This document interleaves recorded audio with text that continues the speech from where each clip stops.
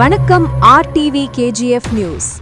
என் மீதான குற்றச்சாட்டை நிரூபித்தால் சிறை செல்லவும் தயார். கொதித்தெழுந்த JDS மாநில தலைவர் K. ராஜேந்திரன். கோலார் தங்கவயல் KGF பகுதியில் BGML முன்னாள் ஊழியர்களுக்கு சொந்தமான வீடுகளை பெற்றுத் தருவதாக கூறி தலா 10,000 ரூபாய் வசூலிப்பதாக தன் மீது சுமத்தப்பட்ட குற்றச்சாட்டை JDS மாநில தலைவர் K. ராஜேந்திரன் மிக கடுமையாக மறுத்துள்ளார். பொய் பிரசாரம். கடந்த 4ஆம் தேதி கோலார் அக்னி பத்திரிகையில் வெளியான செய்தியில் K. ராஜேந்திரன் மற்றும் JDS தலைவர்கள் குறித்து அவதூறான கருத்துக்கள் பரப்பப்பட்டுள்ளதாக அவர் தெரிவித்துள்ளார். யாராவது ஒருவரிடமாவது நான் பணம் வாங்கியதை நிரூபித்தால் எந்தவிதமான கிரிமினல் நடவடிக்கையையும் சந்திக்க தயார், பேல் கூட எடுக்காமல் நேரடியாக சிறைக்குச் செல்லவும் நான் தயார் என அவர் ஆவேசமாக சவால் விடுத்துள்ளார். காவல்துறையில் புகார். இந்த விவகாரம் தொடர்பாக மாவட்ட SP ஷிவான்ஷு ராஜ்பூத் அவர்களுக்கு மின்னஞ்சல் மூலம் மற்றும் நேரில் SP ஆபீஸுக்கு சென்று புகார் கொடுத்தார். இதுகுறித்து முறையான விசாரணை நடத்தி அவதூறு பரப்பியவர்கள் மீது நடவடிக்கை எடுக்க வேண்டும் என்றும் அவர் வலியுறுத்தியுள்ளார். தலைவர்களின் அதிருப்தி. இச்சம்பவம் குறித்து JDS கட்சியின் தேசிய தலைவர்கள் மற்றும் முன்னாள் பிரதமர் தேவகவுடா அவர்களின் அலுவலகத்திலிருந்தும் தமக்கு அழைப்புகள் வந்ததாக அவர் குறிப்பிட்டுள்ளார்.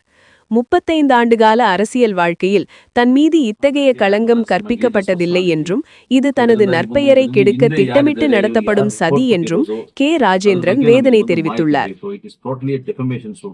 35 ವರ್ಷದಿಂದ ನಾವು ಪಾಲಿಟಿಕ್ಸ್ ಅಲ್ಲಿ ಇದ್ದೀವಿ, ಇದುವರೆಗೂ ಬಂದು ಆ ರೀತಿ ಬಂದಿಲ್ಲ. ಇವರೆಲ್ಲ ಬಂದು BGML ಎಕ್ಸ್-ಎಂಪ್ಲಾಯೀಸ್ ಅಸೋಸಿಯೇಷನ್ ಇವರೇ ಬಂದು ಅದನ್ನ ಓಪನ್ ಮಾಡಿದ್ದಾರೆ. ಇಂಥದ್ದು ಅಪ್ಲಿಕೇಶನ್ ಬಂದು ಫ್ಲೋಟ್ ಮಾಡ್ತಾರೆ. ಇದರಲ್ಲಿ ಬಂದು ಅಡ್ರೆಸ್ ಇದೆ, ಫೋನ್ ನಂಬರ್ ಇದೆ. ಇಲ್ಲಿರ್ತಕ್ಕಂಥ 1,000 ಅಪ್ಲಿಕೇಶನ್ ಅಲ್ಲಿ ಯಾರಾದ್ರೂ ಒಂದು ಅಪ್ಲಿಕೇಶನ್ಗೆ ಫೋನ್ ಮಾಡ್ಬಿಟ್ಟು ಏನಾದ್ರು 10,000ನೋ 1,000ನೋ 1 ಲಕ್ಷನೋ ಏನಾದ್ರು ನೀವು ಕೊಟ್ಟಿದ್ರೆ ನಮ್ಗೆ ತಿಳಿಸಿ ಅಂತ ನೀವು ಹೇಳಿ, ಆ ರೀತಿ ಹೌದು ಸರ್ ನಾವು ಕೊಟ್ಟಿದ್ದೀವಿ ಅಂತ ಹೇಳಿದ್ರೆ I am ready to face any kind of criminal prosecutions from your end. ಆಮೇಲೆ ನಾನು ಬಂದು ನೀವು ಏನಾದ್ರೂ ಬಂದು ಆ ರೀತಿ ಪ್ರೂವ್ ಮಾಡ್ಬಿಟ್ರೆ ನಾನು ಇವನ್ ಕೇಸ್ ಆಗ್ತದೆ ಹೊತ್ತು ಇವನ್ ಬೇಲ್ ಕೂಡ ಹೋಗೋದಿಲ್ಲ. I will go to the jail it's directly. ಅಂತ ಒಂದು ಪ್ರಾಬ್ಲಮ್ ನಮ್ಗೆ ಬಂದಿದೆ. ಯಾಕಂದ್ರೆ ನಮ್ಗೆ ಟೋಟಲಿ ಬಂದು ಇದು ಬಹಳ ದೊಡ್ಡ ಮುಜುಗರ ಬಂದಿದೆ. I have to be answerable to the state government and as well as to my party leaders at the national level. ನನಗೆ ನಮ್ಮ ದೇವೇಗೌಡರು PF ಫೋನ್ ಮಾಡ್ತಾ ಇದ್ದಾರೆ. ಅದರಿಂದ ಈ ತರ ಬಂದು ಅಪಾಜಿಗೆ ಲೆಟರ್ ಕೊಟ್ಟಿದ್ದಾರೆ. ವಾಟ್ ಇಸ್ ದಿಸ್, ಏನಾದ್ರು ಇದನ್ನ ಇಮಿಡಿಯೇಟ್ಲಿ ಇದನ್ನ ಕ್ಲೋಸ್ ಮಾಡಿ ಫೈಲ್ ಅಂತ. ನಾನು ಇಲ್ಲ, I have already discuss with our SP and I have given A complaint also. ಅದ್ರ ಮೇಲೆ ಬಂದು they are started the investigation ಅಂತ ಹೇಳಿದ್ದೀನಿ sir. This is the mail. See, I did not have a sleep also on that day when I received this information at 3:55. I sent you the mail on January 5th. ಈ clear ಆಗಿ ಬಂದು ನಾನು ಕೊಟ್ಟಿದ್ದೀನಿ.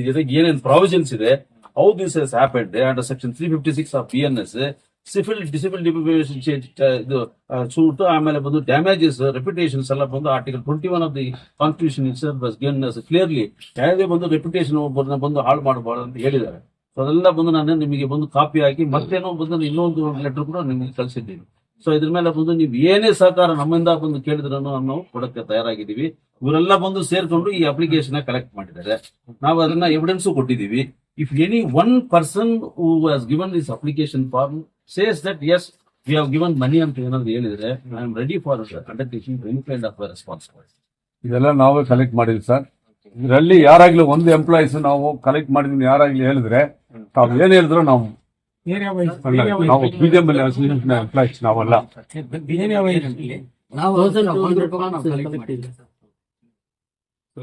Even xerox ಮಾಡೋದು ಇದು ಅದನ್ನ ಕೂಡ ಬಂದು ನಮ್ಮವ್ರು ಕಲೆಕ್ಟ್ ಮಾಡಿಲ್ಲ. ಅವರೇ ಜೆರಾಕ್ಸ್ ಮಾಡಿ ಕೊಡ್ಬೇಕು. ಯಾಕಂದ್ರೆ 10 ರೂಪಾಯಿ ಕೇಳಿದ್ರೆ ಕೂಡ ಅದು ಒಂದು ದೊಡ್ಡದಾಗಿ ಒಂದು ಪ್ರಾಬ್ಲಮ್ ಬರುತ್ತೆ ನಾಳೆ ಅಂತ ಹೇಳಿ ಅದನ್ನು ಕೂಡ ನೀವೇ ಮಾಡಿಕೊಡಿ ಅಂತ ಮಾಡಿಕೊಟ್ಟಿದ್ದೀವಿ ಸರ್. ಸುಳ್ಳು ಕೆಲಸ ಕೊಟ್ಟಿದ್ದಾರೆ, ಅವ್ರ ಅರೆಸ್ಟ್ ಮಾಡ್ತಾ ಇದೆ ಸರ್. ಕಾನೂನು ಪ್ರಕಾರ ಗಮನಕ್ಕೆ ತಂದಿದ್ದೀವಿ. ಮುಂದೆ ನಮ್ಮಂತವರು ಒಳ್ಳೆಯದು ಮಾಡುವಾಗ ಯಾರಾದ್ರೂ ಈ ರೀತಿ ತೊಂದರೆ ಕೊಡೋದನ್ನ ಕೂಡ ಈ ನೀವೇ ತಗೊಳ್ಳೋ ಆಕ್ಷನ್ ಮುಖಾಂತರ ನಿಲ್ಲಿಸ್ತಾರೆ. ಯಾಕಂದ್ರೆ ಭಯ ಇರುತ್ತೆ. ಇಲ್ಲಪ್ಪ ನಾವೇನಾದ್ರು ತಪ್ಪು ಮಾಹಿತಿ ಮೀಡಿಯಾದಲ್ಲಿ ಕೊಟ್ಬಿಟ್ಟು ಆಮೇಲೆ ಬಂದು ಕಂಪ್ಲೇಂಟ್ ಕೊಟ್ರೆ ನಮ್ಗೂ ತೊಂದರೆ ಆಗುತ್ತೆ ಅನ್ನೋದು ಅವ್ರಿಗೂ ಒಂದು ಭಯ ಇರಬೇಕು. ಆ ಮೀಡಿಯಾವನ್ನ ಕರೀ ಸರ್, ಮೀಡಿಯಾವನ್ನ ಕರೆದಿ ಮಾತಾಡಿ ಸರ್. ಎನ್ಕ್ವೈರಿ ಮಾಡ್ತೀನಿ, ಕಾನೂನು ಪ್ರಕಾರ ಏನಿದೆ ಕೊಟ್ಟಿದ್ದಾರೆ. ನಾನು ಅದೇ ಹೇಳ್ತಾ ಇದ್ದೀನಿ, SP ಗೆ ರಿಕ್ವೆಸ್ಟ್ ಮಾಡಿದೀನಿ. ಅವ್ರು ಯಾರು, ಅವನಿಗೆ ಯಾರು ಕೊಟ್ಟಿದ್ದು ಸ್ಟೇಟ್ಮೆಂಟ್ ಅದನ್ನ ಬಂದು ನೀವು ವೆರಿಫೈ ಮಾಡಿ let him come to the books. ಅವನು ಏನಾದ್ರು ಮಾಡೋದಿದ್ರೆ ನೇರವಾಗಿ ಬಂದು ಮಾಡಬೇಕು. ಈ ತರ ಬಂದು ಏನೋ ಹೇಳ್ತಾರಲ್ಲ ಅಂಥವರೇ ಬಂದು ಹಿಂದೆ ಹೊಡೆಯೋದು. ಮುಂದೆ ಬರಬೇಕು, ಏನಾದರೂ ತಪ್ಪು ಇದ್ರೆ ಬಂದು ಮುಂದೆನೇ ಹೇಳ್ಬೇಕು, ಈ ಥರ ನೀವು ಅನ್ಯಾಯ ಮಾಡ್ತಾ ಇದ್ದೀರಿ ಅಂತ ಹೇಳ್ಬೇಕು. ಇದೆಲ್ಲ ಏನು ಇಲ್ಲದೆ ಬಂದು ಅನಾನಿಮಸ್ ಲೆಟ್ರ್ ಬರೆಯೋದು, ಆಮೇಲೆ ಬಂದು ಯಾರಿಗೋ ಬಂದು ಪತ್ರಿಕೆನವನು ಮುಂದೆ ಯಾರಾದರೂ ಒಂದು ದುಡ್ಡು ಕೊಟ್ಬಿಟ್ರೆ ಪ್ರೆಸ್ಸಲ್ಲಿ ಹಾಕ್ಬಿಡ್ತಾರೆ ಅಂತೇಳಿ ಅವನ ಹತ್ರ ಕೊಟ್ಟು ಅವನು ಬಂದು ಅವನ ಇಷ್ಟ ಬಂದಂಗೆ ಬರೆದು ಇದು ಮಾಡಿದ್ದಾನೆ. ಸೊ ಇದು ಬಂದು ಒಬ್ಬ ವ್ಯಕ್ತಿನ ಬಂದು ಕೆಟ್ಟದಾಗಿ ಬಂದು ಇದು ಮಾಡೋದು ಮಾಧ್ಯಮದವರಿಗೆ ಅದು ಒಳ್ಳೇದಿಲ್ಲ. ಎಲ್ಲ ಮಾಧ್ಯಮದವರು ಈ ಥರ ಮಾಡಿದ್ದಲ್ಲ ಇದುವರೆಗೂ. ಇವನು ಮಾತ್ರ ಬಂದು ಈ ಕೋಲಾರ ಅಗ್ನಿ ಪತ್ರಿಕೆಯನ್ನು ಅವನು ಬಂದು ಈ ಥರ ಎಲ್ಲೋ ಪೇಜ್ ನಡೆಸ್ತಾ ಇದ್ದಾನೆ ಅಂತ ಗೊತ್ತಾಯ್ತು ನನಗೆ. ಇವನ ಬಗ್ಗೆ ಇನ್ನೂ ಸ್ವಲ್ಪ ತನಿಖೆಯನ್ನು ಬಂದು ನಾನು ಮಾಡಿಸೋಕ್ಕೆ ವ್ಯವಸ್ಥೆ ಮಾಡಿದ್ವಿ. ಆಲ್ರೆಡಿ ಬಂದು ಪ್ರೆಸ್ ಕೌನ್ಸಿಲ್ ಆಫ್ ಇಂಡಿಯಾ, ಆಮೇಲೆ ಪ್ರೆಸ್ ರಿಜಿಸ್ಟ್ರೇಷನ್ ಆಫ್ ಇಂಡಿಯಾ ಅಂತ ಇಬ್ಬರಿಗೂ ಡೆಲ್ಲಿಗೆ ನಾನು ಮೇಲ್ ಕಳಿಸಿದ್ದೀನಿ. ಸೊ ಅದನ್ನು ಬಂದು ಫಾಲೋಅಪ್ ಮಾಡ್ತೀನಿ. ಆಮೇಲೆ ಈ ಪ್ರೆಸ್ ಇವನು ಅಗ್ನಿಯನ್ನು ಅವನು ಬಂದು ಅವನ ಹೆಸರಲ್ಲಿ ಬಂದು ಪತ್ರಿಕೆ ಇಲ್ಲ, ಅದಿರೋದೇ ಬಂದು ಬೇರೆಯವ್ರ ಹೆಸರಲ್ಲಿ. ಇವನ ಹೆಸರಲ್ಲಿ ಬಂದು ಇವನು ಎಡಿಟರ್ ಅಂತ ಹಾಕ್ಕೊಂಡು ಬರ್ದಿದ್ದಾನೆ. ಅದು ಬಂದು ಕ್ರಿಮಿನಲ್ ಆ್ಯಕ್ಷನ್ ತಗೋತೀವಿ. ನಾನು ಅದ್ರ ಮೇಲೆ ಬಂದು ಇಲ್ಲಿ ಪೊಲೀಸ್ನವರು ಏನು ಮಾಡ್ತಾರೆ ಅಂತ ನೋಡಿದ ಮೇಲೆ ಅದರಲ್ಲಿ ನಾನು ಬಂದು ಕೋರ್ಟಲ್ಲಿ ಹೋಗಿ ನಾನು ಸಿವಿಲ್ ಸೂಟ್ ಫೈಲ್ ಮಾಡ್ತೀನಿ. ಸೊ ಈ ವಿಚಾರವಾಗಿ ಬಂದು ತಿಳಿಸ್ಲಿಕ್ಕೆ ನಾವು ಬಂದಿದ್ದೀವಿ.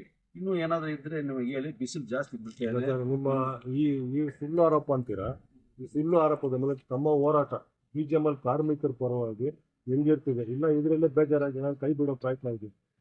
ಈ ಹೋರಾಟದ ಬಗ್ಗೆ ಯಾವುದಕ್ಕೂ ಈ ಥರ ಮಾಡ್ತಾ ಇದ್ದಾರೆ ಅಂತೇಳಿ ನಮ್ಗೆ ಹಿಂದೆ ಸರಿಯೋ ನಮ್ಗೆ ಯಾರೇ ಬಂದು ನಮ್ಮ ಮೇಲೆ ಹೇಳ್ಕೊಂಡು ಹೋದವನು ಈ BGML ಕಾರ್ಮಿಕರಿಗೆ ಬಂದು ಕೊನೆ ಉಸಿರು ಇರೋವರೆಗೂ ಬಂದು ಅವ್ರಿಗೆ ನ್ಯಾಯ ಸಿಗೋವರೆಗೂ ನಾವು ಬಿಡೋದಿಲ್ಲ. ಇದೆಲ್ಲ ಬಂದು ಚಿಲ್ಲರೆಗಳನ್ನ ಬಂದು ಕೈಯೆಲ್ಲ ತಟ್ಟಾರೆ. ಇದೆಲ್ಲ ಬಂದು ಇಂಥದ್ದೆಲ್ಲ ಬಂದು ನಾನು ತುಂಬ ನೋಡಿದ್ದೀನಿ.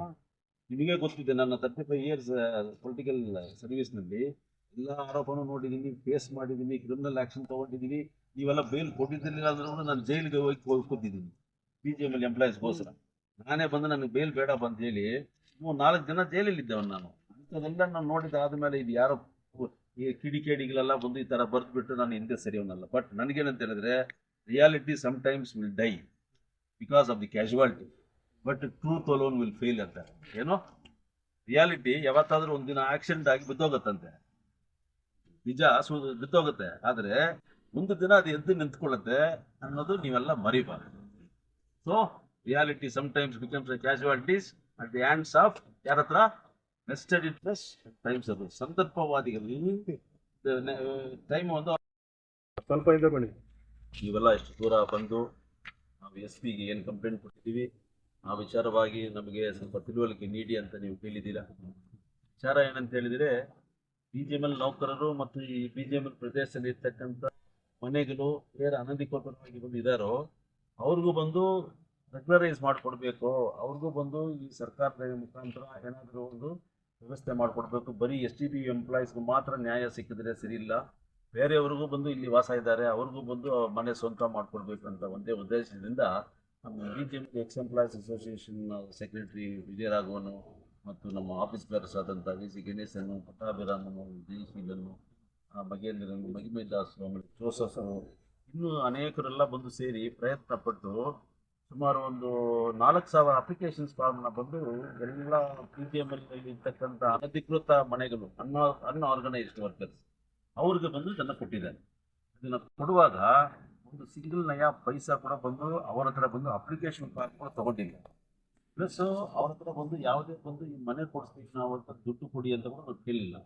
ಇದೆಲ್ಲ ಬಂದು ಇರುವಾಗ ಇವ್ರು ಏನು ಮಾಡಿದ್ದಾರೆ ಅಂತ ಹೇಳಿದ್ರೆ, ಸುಳ್ಳು ಆರೋಪದ ಮೇಲೆ ಬಂದು ಆ ಅಗ್ನಿ ಪತ್ರಿಕೆಗೆ ಸಂಬಂಧಪಟ್ಟವನು, ಅದು ಯಾರಂತ ಗೊತ್ತಿಲ್ಲ ನನಗೆ, ಇದುವರೆಗೆ ನಾನು ನೋಡಿಲ್ಲ ಮಾಧ್ಯಮದಲ್ಲಿ, ಅವನು ಬಂದು ಒಂದು ಸ್ಟೇಟ್ಮೆಂಟ್ ಕೊಟ್ಟಿದ್ದಾನೆ. ಈ ಥರ ಬಂದು ರಾಜೇಂದ್ರನು JDS ಮುಖಂಡರು ಬೆನ್ನೆಲುಬು ಇಲ್ಲ ಅಂಥವ್ರು ಬಂದು KGFನಲ್ಲಿ ಇರ್ತಕ್ಕಂಥ ಈ ಮನೆಗಳನ್ನ ಬಂದು ಸ್ವಂತ ಮಾಡಿಕೊಡ್ತೀನಿ ಅಂತೇಳಿ 10,000 ಬಂದು ಸೂಲಿಗೆ ಮಾಡ್ತಾ ಇದ್ದಾರೆ ಅಂತ ಒಂದು ಸ್ಟೇಟ್ಮೆಂಟ್ ಕೊಟ್ಟಿದ್ದಾರೆ.